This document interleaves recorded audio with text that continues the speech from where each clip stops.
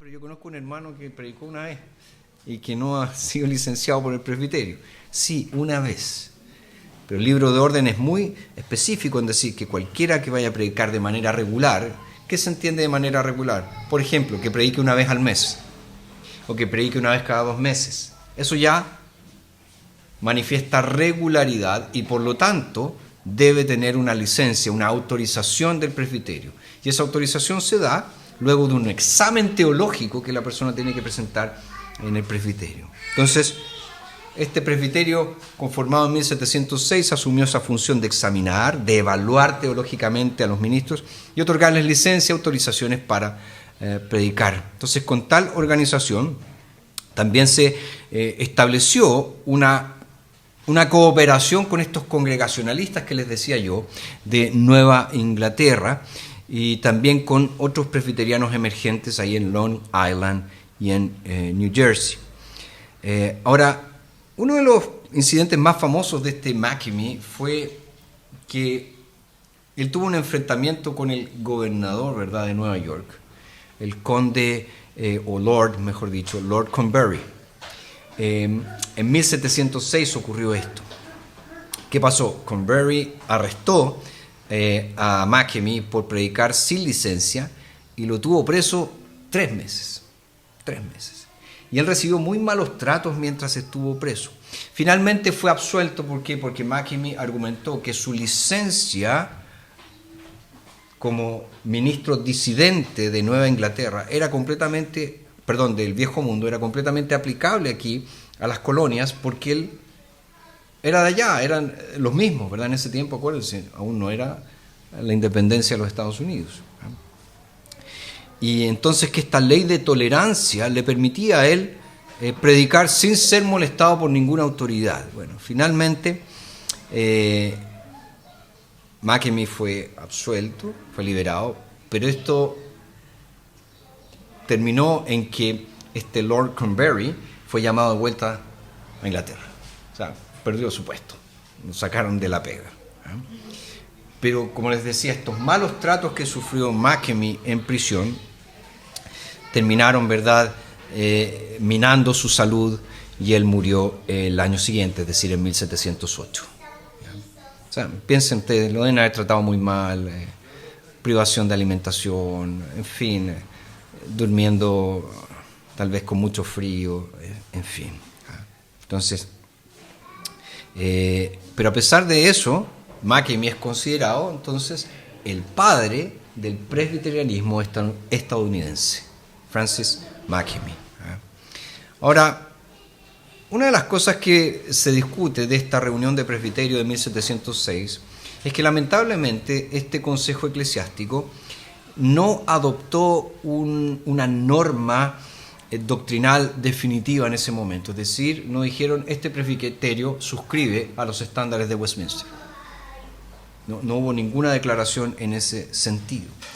Ahora, muchos historiadores han dicho que eso se debió principalmente a que, uno, la iglesia era relativamente pequeña, pero en segundo lugar, los ministros provenían todos del Viejo Mundo, entonces se conocían y todos podían dar fe de la integridad doctrinal del otro. No era cosa que no, este es un liberal, no, este otro es así, ¿verdad? Sino que todos se conocían, habían estudiado en la misma parte, habían servido en las mismas iglesias en el Viejo Mundo. Entonces, eso probablemente explica el que no hayan adoptado ninguna norma doctrinaria definitiva en ese tiempo. Pero, ¿qué sucedió entonces? Por ahí por 1721 ya se había conformado un sínodo con los presbiterios que se habían establecido ya.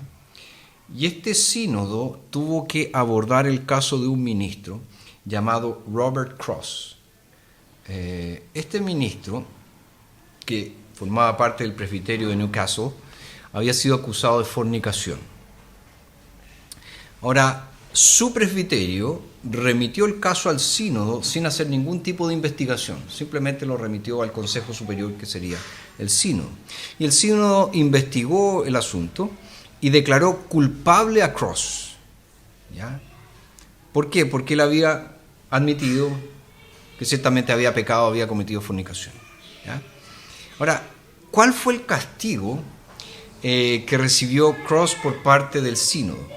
Se le prohibió acceso al púlpito durante 4 domingos. Fuera de eso, él continuaba siendo miembro con todos sus derechos de su presbiterio de origen, ¿verdad? Entonces, varios miembros del presbiterio de Newcastle protestaron contra la medida. O sea, está absurdo, esto no es una disciplina eclesiástica. Solamente se le dijo que no iba a predicar durante 4 domingos. Y uno de estos miembros que protestó bastante fue uno llamado George Gillespie. George Gillespie fue uno de los que más protestó acerca de esto e hizo reiteradas gestiones para que el sínodo revisara la decisión. Pero el sínodo se negó absolutamente y eso comenzó a preocupar a varios ministros porque dijeron, esto no se trata simplemente de un problema moral, o sea, de que Robert Cross, él haya fornicado, él haya tenido relaciones fuera del matrimonio, es algo más profundo aún. Detrás de todo esto hay alguna aberración doctrinal, decían. Hay una postura teológica inapropiada. Y esto entonces dio comienzo a lo que se conoce en la historia del presbiterianismo norteamericano como la controversia de la suscripción. La controversia de la suscripción. ¿Qué sucedió? A principios de la década de 1720, el presbiterio de Newcastle asumió, ¿verdad?, una especie de liderazgo dentro de la denominación.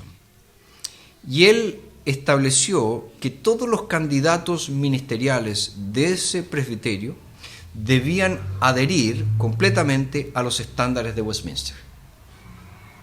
Confesión de fe, catecismo mayor, catecismo menor también, otros libros, pero principalmente eso. Y liderados por un ministro llamado John Thompson, estos miembros, ¿verdad?, del presbiterio de Newcastle, creían que la única manera de proteger la pureza doctrinal y moral de la Iglesia era que los ministros, ¿verdad?, declararan que los estándares de Westminster eran su confesión de fe. Es decir, que ellos entendían que estos documentos enseñaban lo que la Biblia enseñaba. Por lo tanto, ellos creían en eso.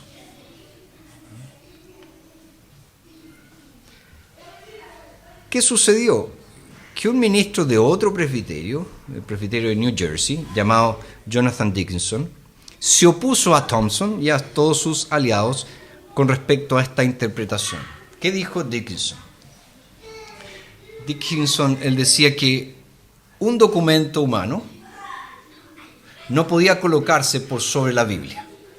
Es decir, lo único que debían suscribir los ministros era su fidelidad absoluta a la Biblia. Es decir, ellos debían regirse, su conciencia debía estar completamente regida, gobernada por la Biblia y no por un documento humano. Y él decía que si tú obligas a los ministros a adherirse a los credos, ¿qué estaba haciendo la Iglesia? Estaba poniendo en duda la suficiencia de las Escrituras y estaba incluso poniendo en duda la capacidad del Espíritu Santo para resolver disputas doctrinales. Entonces imagínense, estos dos hombres, Dickinson, Thompson, empiezan a discutir, a argumentar, a pelear. De hecho, se enfrascaron en un importante debate, en una guerra de panfletos. Uno escribía una cosa, otro escribía otra, y así, ¿verdad?, como le gusta hacer a algunos. Pero el tema principal era ¿cuál? Suscripción. Entonces, Thompson, ¿qué hizo? Refutó a todas estas afirmaciones de Dickinson de que necesariamente la suscripción denigraba la suficiencia de las Escrituras. Él decía, no, eso no pasa, eso no sucede. Es más, él decía, es todo lo contrario. La suscripción es vital para asegurar ¿qué cosa? Que todos los oficiales de la Iglesia, los ministros, leyeran la Biblia de la misma forma y la presentaran al pueblo de Dios de la misma manera. Es decir, independientemente de qué ministro se parara en el púlpito a predicar, siempre iban a enseñar la misma cosa. No iba a depender de que al ministro A le gusta una cosa, al ministro B le gusta otra, al ministro C otra. No, todos iban a leerla de lo mismo.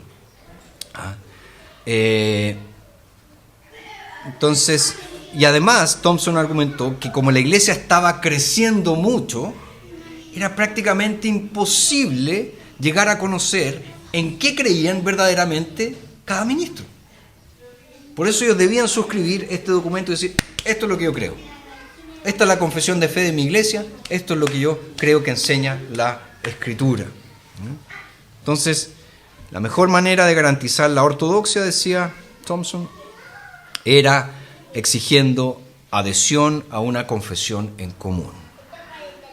Dickinson, por su parte, respondió que la única manera, ¿verdad?, era examinar la experiencia espiritual de los ministros, ver si realmente eran convertidos, ver si realmente habían nacido de nuevo. En el fondo, la manera en que el ministro se relacionaba con la palabra de Dios era más importante de si ese ministro firmaba o no un credo. Era más importante si se relacionaba bien con la palabra de Dios. Entonces, estas batallas no eran nuevas, ya se habían dado en el viejo mundo. También allá habían tenido estos conflictos con la suscripción confesional. Entonces, obviamente, ellos estaban repitiendo lo que ya había sucedido antes. Entonces, ¿qué sucedió finalmente? En 1727, este presbiterio de Newcastle, liderado, ¿verdad?, por John Thompson, él envió una propuesta al sínodo para que se adoptara oficialmente los estándares de Westminster y para que exigiera la suscripción de los mismos por cada ministro de la iglesia presbiteriana. ¿Qué hizo el sínodo? Dijo, no lo vamos a tratar ahora porque este es un asunto medio complicado, necesitamos la comparecencia de todos los pastores y presbíteros, y entonces la pospusieron para el año de 1729. Y ahí convocaron no solo a todos los ministros, sino a todos los presbíteros de la iglesia, para que estuvieran allí y pudieran de esa manera tratar sobre este asunto. Ahora, lo que sucedió el año 1729 es aún hasta hoy discutido por todos los historiadores presbiterianos norteamericanos. ¿Qué pasó allí? ¿Qué se acordó en ese famoso sínodo? Hay algunos que afirman que el sínodo decidió adoptar, ¿verdad?, los estándares de Westminster y emitió un acto de adopción, es decir, una ley de adopción. Acuérdense que estos tipos ahí en Gran Bretaña, países del Commonwealth, generalmente hablan del el acta, ¿verdad?, que en el fondo es una ley. No le dicen law, sino que le dicen act. A esto es una especie de decreto, ¿ya? Entonces, dice que el sínodo emitió esta ley de adopción en 2 etapas. Hubo un acuerdo matutino que detallaba, ¿verdad?, qué significaba la suscripción confesional, y también en este acuerdo matutino se distinguía entre artículos que eran esenciales y no esenciales dentro de la confesión, y también se permitían escrúpulos o excepciones a los estándares. Y después entonces hubo un acuerdo, una ley vespertina, donde realmente se adoptaron los estándares de Westminster como los símbolos de fe de la Iglesia Presbiteriana en los Estados Unidos. Otros interpretan que sucedió de otra manera. Dicen, hubo 2 acciones separadas. Este acto matutino, que solo permitía escrúpulos para aquellos que protestaban particularmente sobre el capítulo de la confesión de fe del magistrado civil, y después el acuerdo vespertino, donde se adoptaron los estándares simple y llanamente. Entonces, se dan cuenta, hay pequeñas sutilezas en la interpretación. Ahora, ¿cuál es el gran problema? Se perdieron las actas de ese sínodo. No están. No hay. Entonces nadie sabe realmente qué se acordó. Los registros que se tienen acerca de lo que se acordó es lo que algún ministro le escribió a otro, lo que quedó informado por otras fuentes, pero las actas mismas del sínodo de 1729 no están. Entonces no se sabe bien qué sucedió. Ahora, independientemente de que haya sucedido en aquella ocasión, una cosa quedó muy clara. A partir de 1729, esta ley de adopción comprometió a los presbiterianos norteamericanos con los estándares de Westminster. Era una iglesia que decía, esa es nuestra confesión de fe. Nosotros creemos que la Biblia enseña lo que está allí registrado. Entonces, si alguien entonces discrepaba con las enseñanzas de la iglesia presbiteriana, obviamente estaba en desacuerdo con los estándares de Westminster. Era así de sencillo. Ahora, al año siguiente, en 1730, y después, 6 años después, en 1736, ¿qué intentó hacer el sínodo? Intentó aclarar qué se pretendió hacer con el famoso acto de adopción. Y este hecho mismo de la adopción de los estándares de Westminster ha sido un problema que ha confrontado a los presbiterianos norteamericanos a lo largo de toda su historia. A lo largo de toda su historia. Ahora, otro problema que surgió en este contexto era lo siguiente. Acuérdense que los defensores de la suscripción que decían, la adhesión teológica es la forma de garantizar que los ministros que ingresan a nuestra denominación son ortodoxos. Creen en la sana doctrina, enseñan la sana doctrina. Pero otra cosa era determinar cuál era la mejor formación teológica adecuada. Entonces, en el fondo la idea es que si el ministro que está postulando comprueba que se ha formado en una institución teológica reconocida y adecuada, entonces no hay problema. Pero si no, ahí vamos a tener grandes problemas. Y esto se dio en el contexto de un ministro llamado William Tennent Sr. o Senior, lo que sea, el más viejo. Ustedes saben que los gringos le ponen Sir al primero, después le ponen Junior, después le ponen Second, the Third, porque todos se llaman igual, ¿verdad? Entonces, es su manera de poner todo. Entonces, este William Tennent, él estableció un colegio de entrenamiento para pastores conocido como el Log College. ¿Ya? Log, ustedes saben, son los troncos, ¿verdad?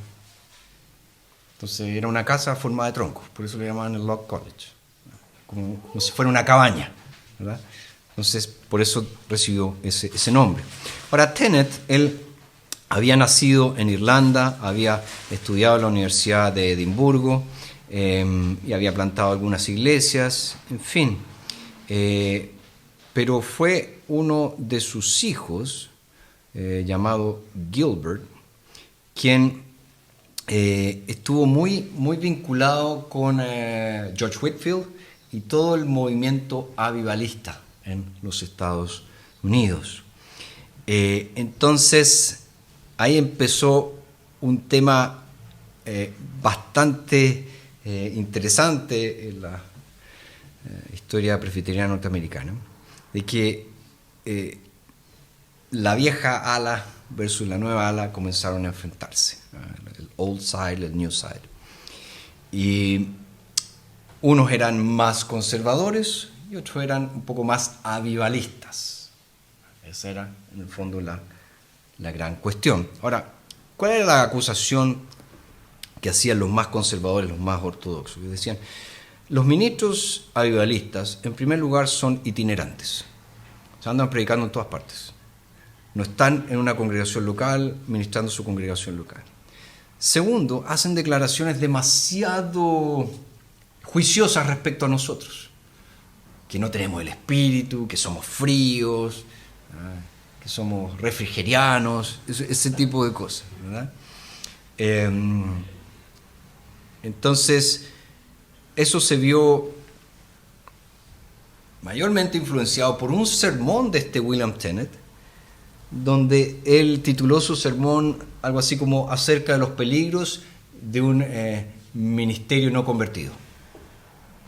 Fíjense, el título del sermón ya lo dice todo, es un palo para el otro lado, ¿verdad? Es decir, ustedes no tienen al Espíritu, ustedes no se han convertido, por eso son así. Y ahí denunció muchas cosas así. Entonces se dio un gran conflicto, ¿verdad? Hasta el punto en que se separó la iglesia en dos sínodos. Un sínodo Old Side, vieja ala, y un sínodo New Side, nueva ala.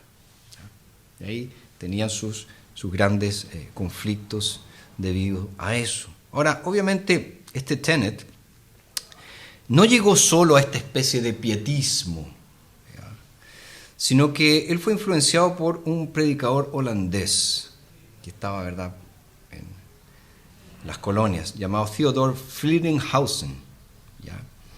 De hecho, todos los que son Dutch lo admiran mucho este Flittinghausen. Si ustedes hablan con Joel Vicky y dicen, Flittinghausen, lo mejor que hay.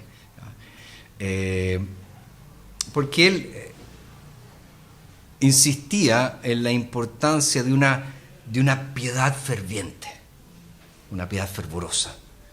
Y él insistía también en el nuevo nacimiento. Para ellos, piensen, los adievalistas entonces, esta era su gran bandera de lucha, una piedad fervorosa y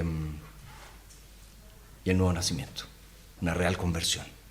Bueno, uno piensa, eso no tiene nada de malo, eso es lo que todos anhelamos, ¿verdad?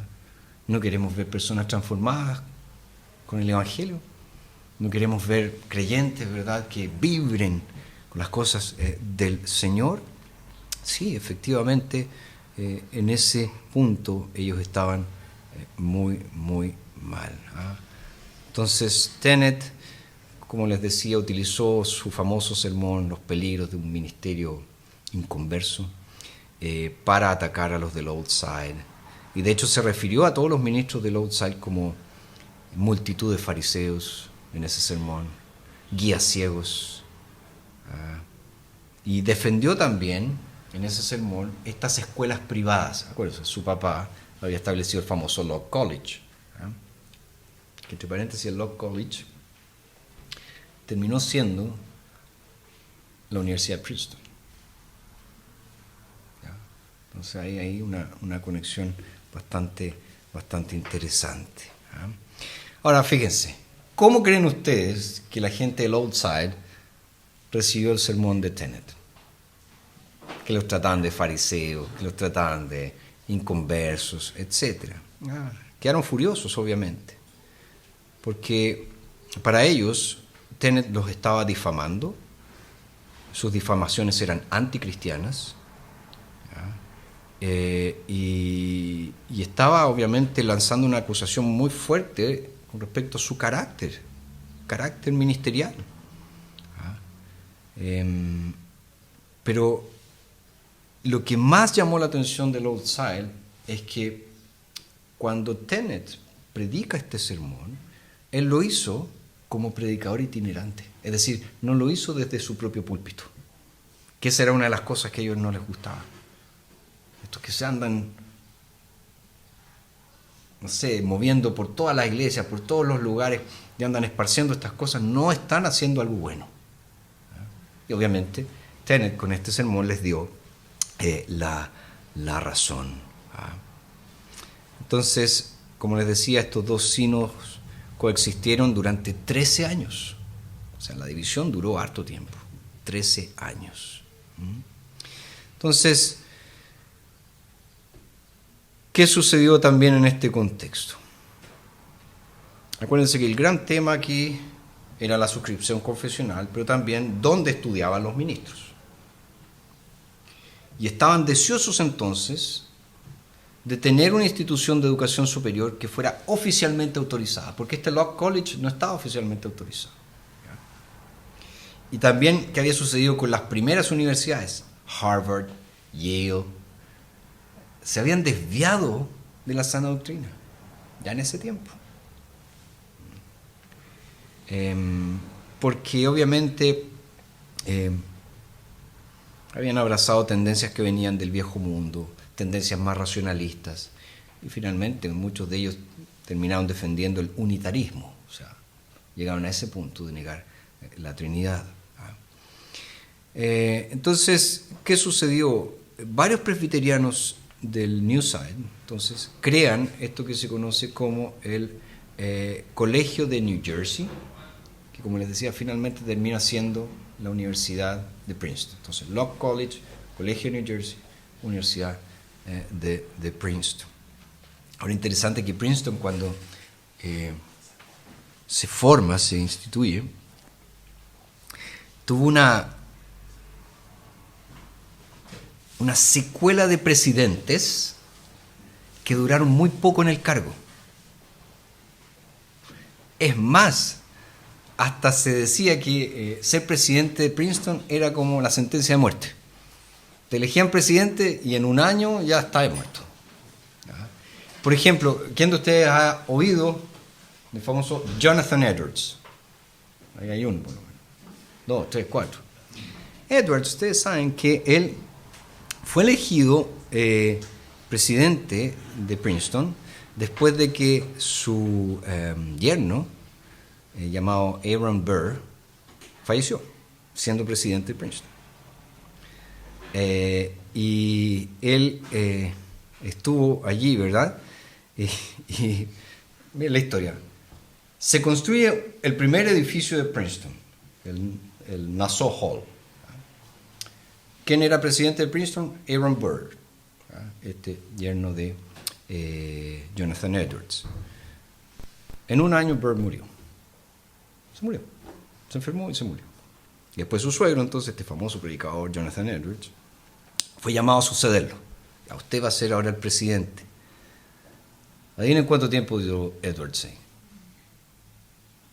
6 semanas. 6 semanas. Él recibió una vacuna, ¿verdad? Que era supuestamente un antivirus para una enfermedad, y le fue mal con la vacuna y se murió. Así fue. Entonces, piensen, habían pasado unos 3 o 4 presidentes de Princeton y todos habían muerto, no habían alcanzado a ser presidente más de un año, habían muerto. Entonces había como este fantasma, oye, ser presidente de Princeton es la muerte. Y entonces finalmente llega un hombre de Escocia llamado John Witherspoon. No sé si les suena a alguno ese nombre. Fue el único ministro que firmó la Declaración de Independencia de los Estados Unidos.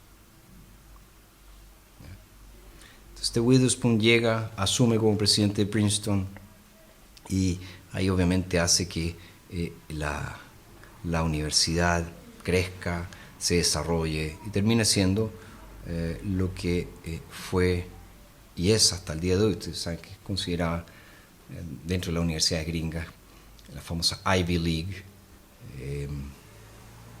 está dentro de las top 10. Ivy League son varias, ¿verdad? Son como 40, 50, 60, no sé cuántos. Pero está dentro de las top 10, o sea, es una universidad muy buena. Ahora, eso sí, con el tiempo el seminario se separó de la universidad. Por eso existe el seminario de Princeton y la Universidad de Princeton. Están en el mismo lugar, en la misma parte, pero se administran de forma diferente. Ahora, el seminario de Princeton finalmente terminó siendo dominado por los liberales y se perdió ese seminario. Hoy en día es el seminario oficial de la PCUSA, de la Iglesia Presbiteriana de los Estados Unidos, pero un seminario completamente liberal, totalmente liberal. ¿Ya? Entonces, eso sucedió aquí. Ahora, como les decía, estos sínodos estaban separados, ¿ya? Uno más conservador, el otro más avivalista, pero como sucede a veces en la historia, y esto es parte de la providencia de Dios, lo que reunificó a ambos sínodos fue la famosa Guerra de los 7 años en Estados Unidos, la Guerra Franco-Indiana, que obviamente era los habitantes de las colonias, o sea, los ingleses de las colonias, luchaban contra los nativos americanos, los indios americanos, y también contra los anticristos que le llamaban, ¿no? Los católicos franceses. Entonces, ahí, debido a eso, la Iglesia decidió unificarse, cooperar contra un enemigo en común. ¿Cuál era? El catolicismo romano. Entonces, vamos a juntar para estar juntos. Y ahí, obviamente, lo que sucedió fue que el Old Side dejó esta ala vieja, aceptó varias cosas del ala nueva, y obviamente aceptó, dentro de este contexto, este famoso colegio de New Jersey, que futuramente iba a ser Princeton, como una institución de la Iglesia presbiteriana. Entonces, en 1758 estos dos sínodos se fusionaron para conformar el sínodo de Filadelfia, Nueva York. Un solo sínodo, Filadelfia, Nueva York. Ahora fíjense, La Paz ya había regresado entonces finalmente a la denominación después de 13 años de división. Y obviamente esto trajo mucho crecimiento para la Iglesia, y se realizó bastantes plantaciones de iglesia, formación teológica, etc. Y hubo muchos personajes allí que comenzaron a predicar, comenzaron a plantar iglesias. Entonces ya no era solamente plantación de iglesias del Old Side o plantación de iglesias del New Side, sino que era la iglesia presbiteriana que estaba plantando sus propias iglesias, ¿no? Entonces, ciertamente se da todo esto y nos damos cuenta que tras años, ¿verdad?, de conflictos, tras años de intensos debates,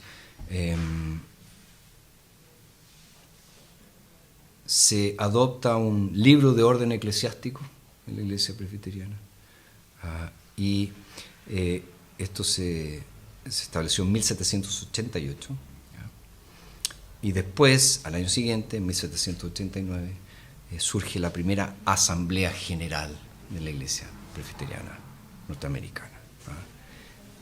Entonces, en resumen, nace, ¿verdad?, esta iglesia con pequeños esfuerzos de ministros provenientes del Viejo Mundo. En 1706 se conforma el primer presbiterio. Después de eso empiezan a crecer más presbiterios, hay un sínodo. En 1729 viene la famosa acta o ley de adopción, se adopta los estándares de Westminster. Ahí se produce esta división entre el ala vieja y el ala nueva.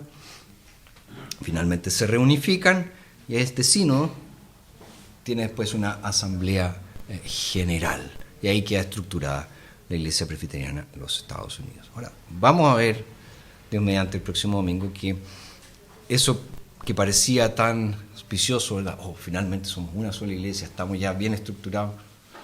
Como somos presbiterianos, hubo divisiones, y eso lo veremos más adelante. Acuérdense, ¿cuál es nuestro objetivo? Porque alguno puede estar pensando, ¿qué me importa a mí los gringos? Yo soy chileno, no me interesan a mí los gringos. Lo que estamos haciendo es trazar nuestra historia. Partimos, ¿verdad?, con la Reforma en Europa, nos fuimos a las Islas Británicas, nos fuimos a Escocia, el presbiterianismo, después de Escocia nos fuimos a Estados Unidos, presbiterianismo, ahí nos vamos a detener un poco más, y finalmente vamos a ver cómo este presbiterianismo norteamericano llegó hasta nosotros. Porque nosotros no recibimos el presbiterianismo directamente de Escocia, lo recibimos vía Estados Unidos. Y eso es muy importante, porque hay algunos de repente que intentan que la iglesia presbiteriana sea más de línea escocesa. Nosotros no somos de línea escocesa. Y de hecho el presbiterianismo, donde adquirió su forma más mundialmente aceptada, fue en los Estados Unidos.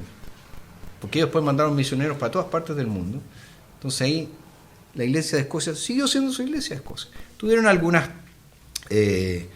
acciones misioneras, por ejemplo, en Perú, la iglesia de Escocia, en Argentina, pero las iglesias quedaron de este porte. Y generalmente, ¿quiénes se congregaban allí? Inmigrantes escoceses, no nativos. Eso es algo también que vamos a explorar, Dios mediante, más adelante.